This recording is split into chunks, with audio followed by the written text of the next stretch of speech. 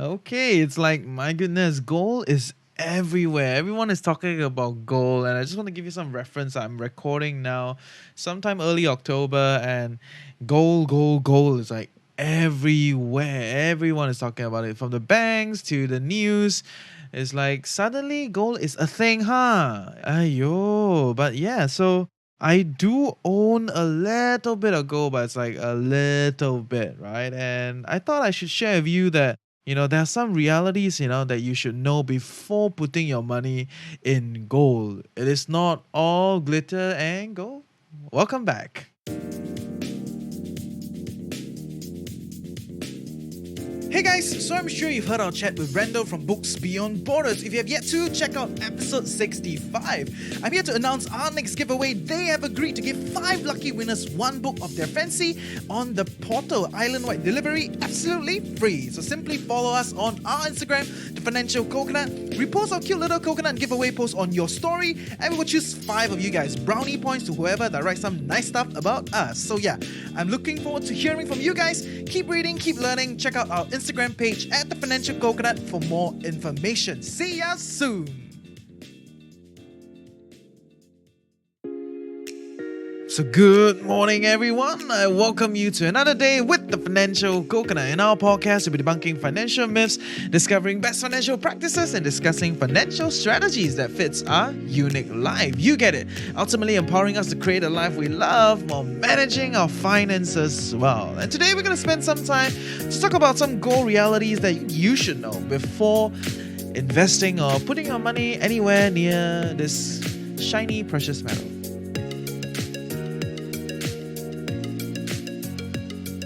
So yes, by now you should know that I'm very kiasu.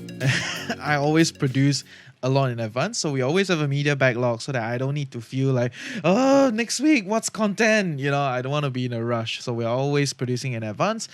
And yeah, we're producing now in October. You should hear this somewhere in December. And shout out to Ned. Yeah, he's the one that kind of got me to do an episode about gold, right? Because I think he works in a bank, I won't say which bank, and they're trying to push gold, and he was like, yeah. So then there are a lot of other people, a lot of other news sites that I'm seeing, like whether it's it Bloomberg or CNN, they're having all these analysts come on and talk about gold. Yeah, and my question is it too late? Is it like, it's got all-time high, and are you really gonna buy it at this point in time?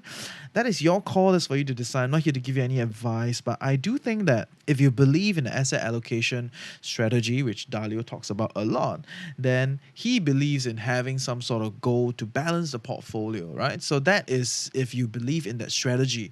But if you believe in other strategies, that focuses on growth, focuses on value, then nobody really talks about gold in this other camp. So what is important is you need to go back to understanding why are you investing, what is your central idea of investing, what is your theory, right? So if you're subscribing to the whole, robo-advisor strategy, or you're subscribing to the whole ETF strategy, or you're subscribing to stock picking strategy, asset allocation strategy. So depending on what you do and what you believe in, it affects how you see things, right? So I'm not going to give you like a buy call or sell call, right? What is important is if you choose to participate in gold, or if you choose to entertain this idea of acquiring some gold in your portfolio, I think there are some realities that you need to know before investing.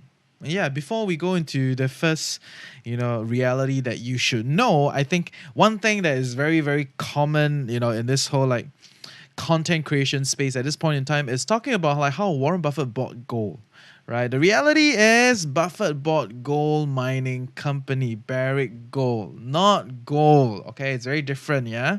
Warren has never buy gold. Yeah, I'd say Warren macam my friend, right? But yes, Warren has never bought gold. Buffett has never bought gold, and will probably never ever buy gold because it challenges his investment philosophy. And we'll talk about that later. But yes, if you think about it, he bought a gold mining company, right? And that company mines gold. In that sense, if you are buying a company that mines something that is selling at all-time high, then it's not too bad, right? That means your cost of production stays very much the same, but your end product that you're selling is higher, right? So I think you got to clear that up, and we got to clear that up specifically, which brings me to my very, very first point of not all gold are the same. My goodness.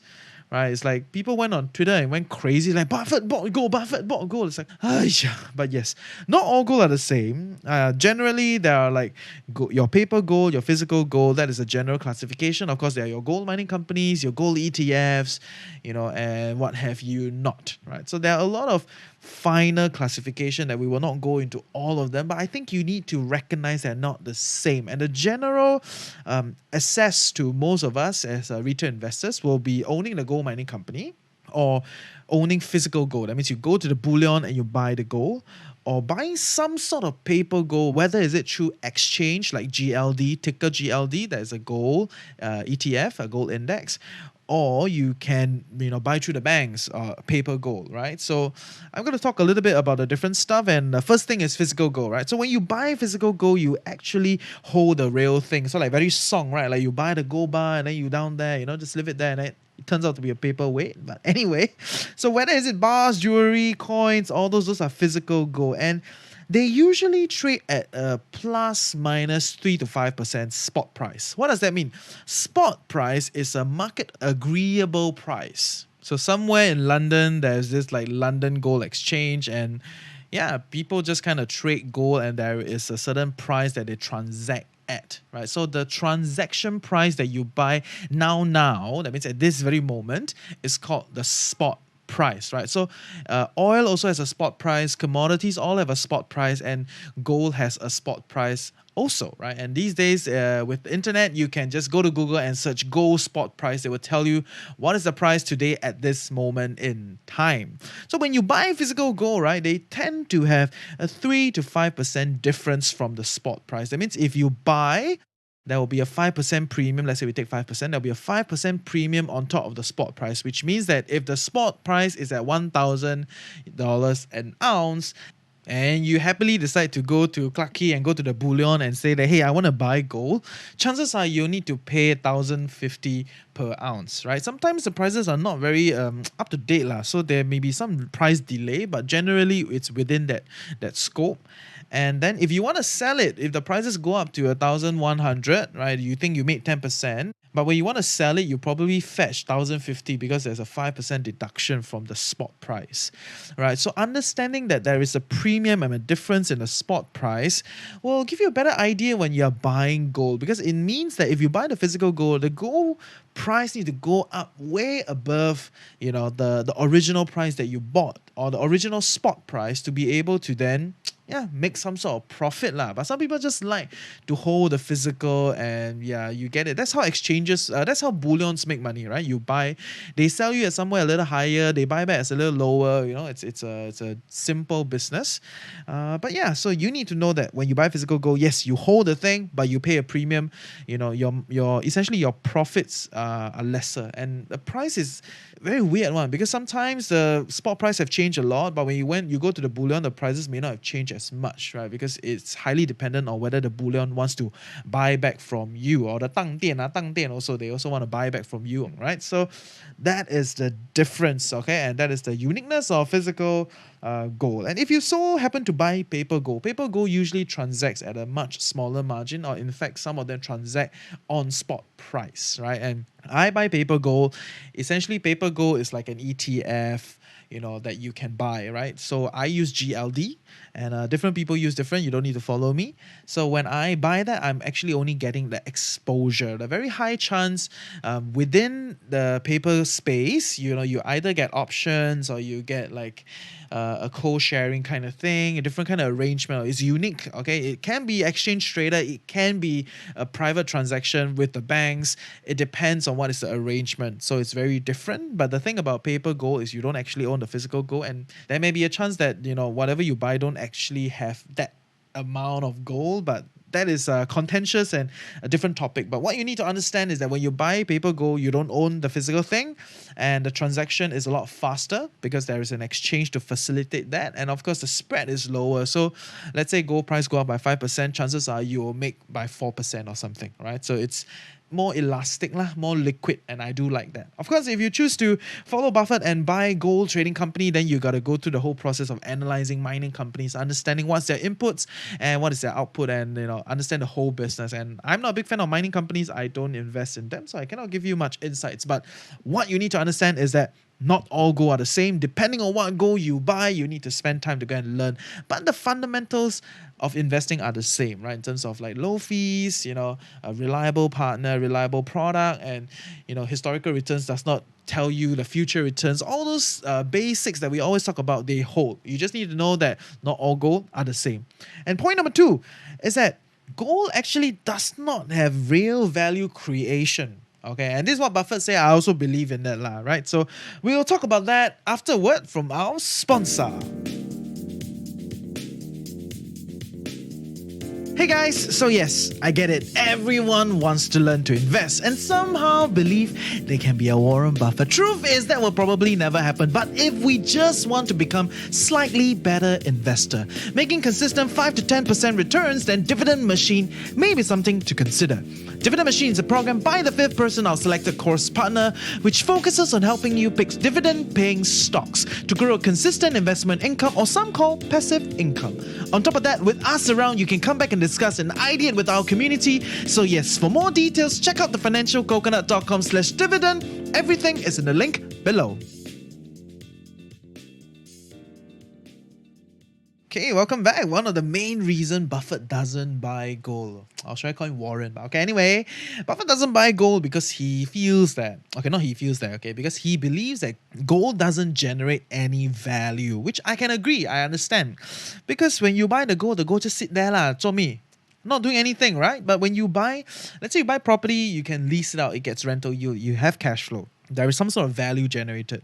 You own equity, right? The companies, they do business, right? They do business, they can generate profits, they generate dividend, they have some sort of value creation. Something's being created in that process. Or even if you buy bonds, right? At the end of the bond term, you get the kind of interest that was agreed upon. So all of these other tools are creating something in the process of weight. In the process of time, they are creating something. So there is value creation in all these common retail tools that you and I, we all can get. But gold is that thing that you don't know how the thing is priced and you don't know what it's doing. You just buy it because everybody say buy it. Then you own it at a certain price and you're just sitting there and wait, and you don't know what is don't know what's gonna happen. It's not gonna be like gonna create much in essence. It's not part of a supply chain. It's not like silver, copper, plutonium, uranium. All those things, they have a certain kind of value creation in terms that they can become something else, right? Gold can right, become jewelry but limited value creation. Even jewelry, it's other than appreciation value, like visual appreciation, shiok, woo the girl kind of value, I don't know what other value it really creates right? So the general consensus is gold has no value creation. And in that sense, when gold has no value creation, it really questions on why you're holding it right? So this is something that you really need to understand and really need to accept, right? Which is why Buffett doesn't own it. But of course, different investors have different. Dalio owns gold, right? A quarter of his portfolio is in gold, or so he says. If you go and study a breakdown, it fluctuates, right? But either way, depending on what you own or depending on what is your investment strategy, it changes, right? So I personally believe in this, that gold has no real value. So that's up to you to call. Which brings me to point number 3, okay? Knowing that gold has no value, right? The very chance that you are buying gold, okay, point number 3, the very chance that you're buying gold, you are actually buying into a story. You're very likely buying into a narrative. Okay, let me explain. I'm sure if you've thought of buying gold, you have already heard a lot of stories, and generally there are a few base narrative out there. One is that gold is a traditional storage of trust, right? Or because everybody owns gold, because in the past it was used as a currency. So there's some sort of trust involved that during tough times, during messy times, complicated times, everybody will flock to gold, which looks like it is quite true in terms of recent price movements. But the idea is you are actually not buying that gold for the gold. You're buying to the idea that the world is going crazy, so buy gold, because gold is the central idea of safety and trust. And in any case, if a monetary system collapse, you can go to gold. Right, so you actually buy into that story, and gold is but a tool to help you buy into that story, right? So that is one of the main narrative. Of course, in today's current market, different kind of narratives, like inflation, right? Everybody's talking about like, oh, the Fed is printing a lot of money, MS is printing a lot of money. Everybody prints so much money, then is it going to cause inflation? That is a big question in itself. We can talk about it another time, because inflation has different texture also, and different it's actually, currency printing is not as simple. We can talk about it another time, okay? But understanding that when a lot of people look at central banks printing a lot of money, they are concerned that it will directly cause inflation down the road. So whenever they are concerned about inflation rates and the devaluation of money, that means because more and more money out there, then the money worth less and less.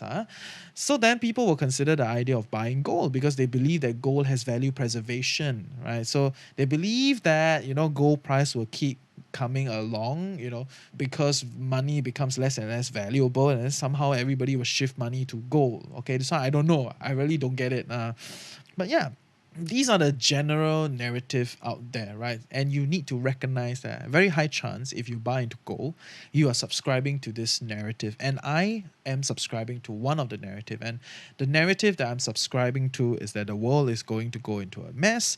Not as in the world will collapse, okay? Humans are amazing. We will find a way out. But because it's going through a messy time, there is a lot of uncertainty out there. People don't trust the monetary system, and there may be a transition in power in terms of, from the US to China. Or I don't know, it depends. Okay, it's very complex. That's why I feel that I will allocate a little bit of my portfolio to gold. Right? It's not because I'm certain that this thing will happen, but I'm just going on the idea of probability, right? Because every situation is probable. Much like how the pandemic became a thing, a lot of people didn't expect it to happen, but it happened, right? So every situation is probable, and in this case, when I buy gold, I'm just trying to hedge my probability, right? Which is why a lot of people talk about hedging when they're buying gold, when they talk about gold being an inverse to the stock market and all those kind of things. All are buying into a narrative. They're all buying into a story. There is no real value in gold, right? There is the gold doesn't generate shit, for a better way to put it, and everyone is buying into a story. So if you so happen to buy gold, you need to be very clear what is the story you are buying into, and that is my view. Right, feel free to share your thoughts. Come over to our community Telegram group to share your insights about gold if you so happen are very passionate about gold investing. So I'm going to sum up today about the 3 gold realities that you need to know before investing. Number 1 is not all gold are the same. Okay, truth be told, there are paper gold, physical gold, and even Buffett buying gold mining company, he is not directly buying into gold. So there are all sorts of different things, and you need to be very clear about why you are buying into the different tools that you buy, right? So look at the nuances, understand the investment basics. Any question, feel free to come to the community Telegram group, show us the product, we can talk about it. Number 2 is that gold does not have real value creation, unlike property that you can rent out, or equity, owning a business that has value generation in terms of making profits and doing some sort of business. Gold itself is really just sitting there, and objectively they don't create much value. And number 3 is that when you buy gold, the chances are you are really buying into a story. So you need to understand what story are you buying into. Is it the whole hedging story that it goes inverse with the stock market? Is it the whole the world is going messy and something is going to happen, you don't know what is going to happen, but because it's going messy, so you want to find a safe haven to go into? Or is it the whole Fed is printing a lot of money and then inflation is going to push things up and gold will have the value preservation, right? So either way, whatever you believe in, it's all story, right? So you need to know what story you're buying into, what you believe in, and allocate accordingly. Okay, please don't go and buy everything in gold. So I hope you learned something useful today. See ya.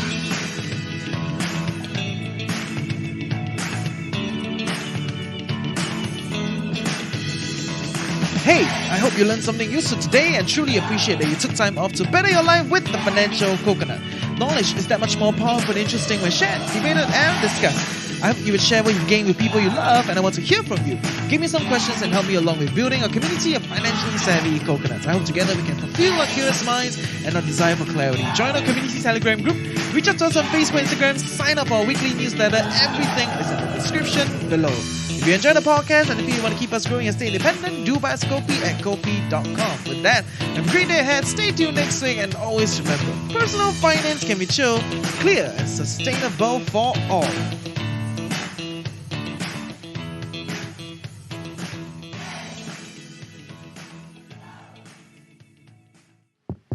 Test. Okay, I hope you had fun, learned something about gold. Yeah, I don't think everybody needs to invest in gold, honestly.